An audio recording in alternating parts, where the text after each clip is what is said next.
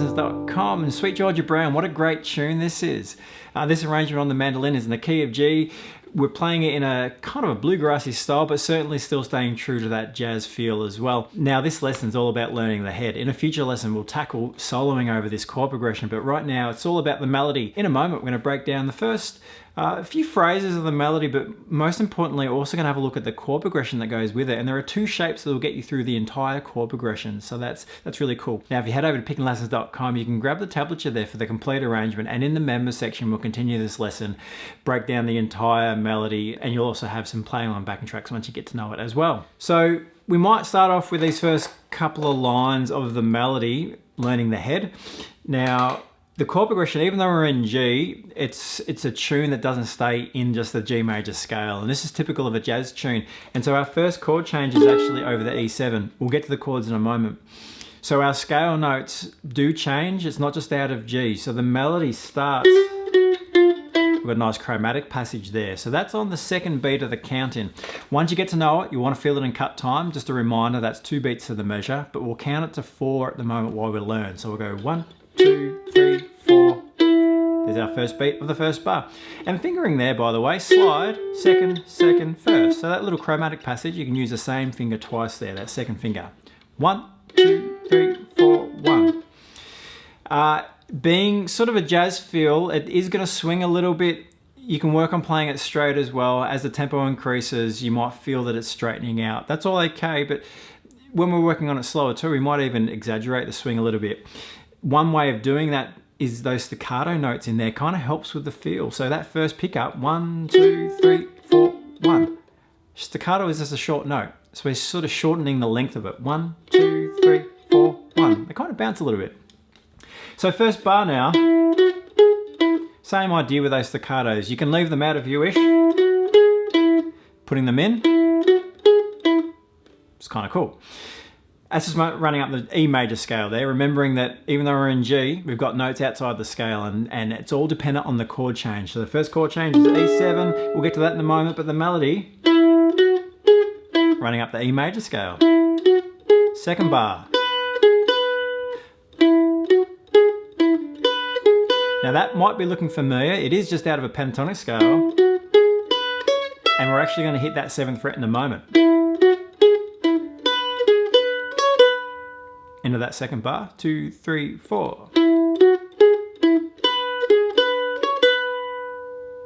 Then we slide up into that 7th fret, that E. Now, just sliding in, you can use your third finger. You can play it sort of as written there, those 3 triplets into the quarter note, but basically it's just a slide with a bit of a tremolo on it, really. So up to that point, first 2.5 bars, 2, 3, 4.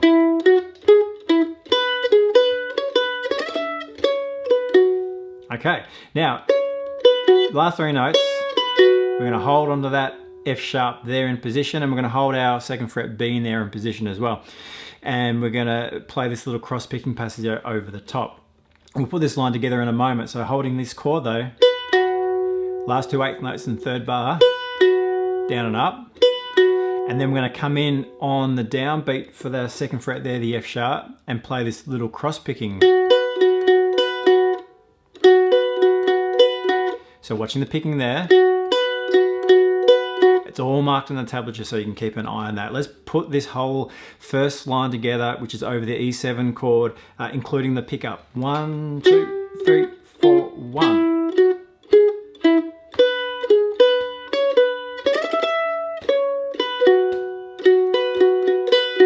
Now, as you get to know a tune, it's worth stopping and just working on these sections. So that's a good moment to work on. That's the first phrase, essentially. We've got a couple of shorter phrases within it, but that's that E7 change.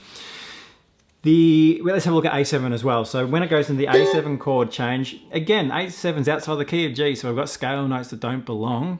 Yeah, it's changing it's altered for the chord. Theme is very similar though, but rather than a G sharp we had in the E7 measures, over the A7 chord has a G in it, and basically the melody just changes to suit that. But otherwise it's the same passage. And then we have that same slide up Down to the A though this time. And then we have, just to finish this line off, because that's all very similar, that's okay. Just to finish this line off, we had this descending run through the scale, but moving, cross-picking between the A string. So if you just put that together with the previous bar, 2, 3, 4. There's that descending run there. So you will be coming up in that 8th bar along on the upstroke, and the G there is on the down. Then repeat that picking through those notes. Let's just put the A7 bars together, 2, 3, 4.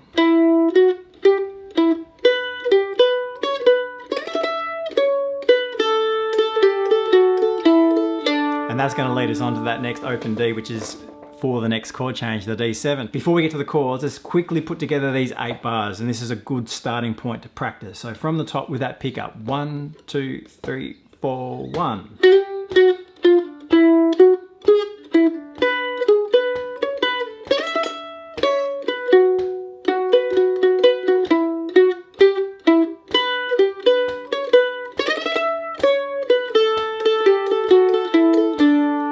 D there on the end, which is the starting note of the next phrase. Now, work on that. That's the beginning of the tune. That's the beginning of the melody, the beginning of the head. So there is more to that, and pickinglessons.com, we will continue to break that down. But before we do, let's look at these chord shapes. There are only 2 shapes you need. The first chord in the tune, E7, that is one of the shapes, and we move this shape around essentially. So you could just straighten out these chords, ditch the 7 essentially, and just play major. So you could play E major, A major, D major, for example. E7 though is really easy, and as a chop chord it works really well. It's a 3-note chord. The root note is the E at fret 7, there on string 2, the A string. So you're gonna have your 3rd finger there, then your 1st finger, 2nd finger. So there's your shape. Yeah, there's your shape. So that's the E7 because the root note's on string 2. So moving that around, if we wanted to play A7, we need to find the A. Now the A can be found there, one of the A's, and we're going to play the same shape, meaning we're not going to play this string, we're only ever going to play 3 strings. So E7, A7, same shape. When we go to the next chord change, which is a D7, same chord shape, we're just moving it to D. So the D here is on fret 5 of string 2. Then when we want G7, which is up next, we can move the same chord shape down to the G. Find the G, there's your chord. There's only one other chord shape you need in the whole tune, and that's the E minor 7 when we get to it later on. But otherwise, they're all dominant 7th chords, all 7th chords.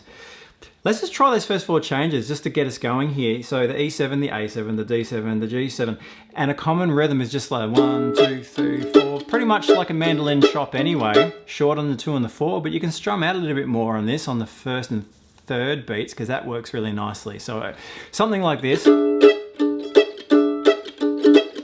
you can embellish that as well. But let's go with that rhythm.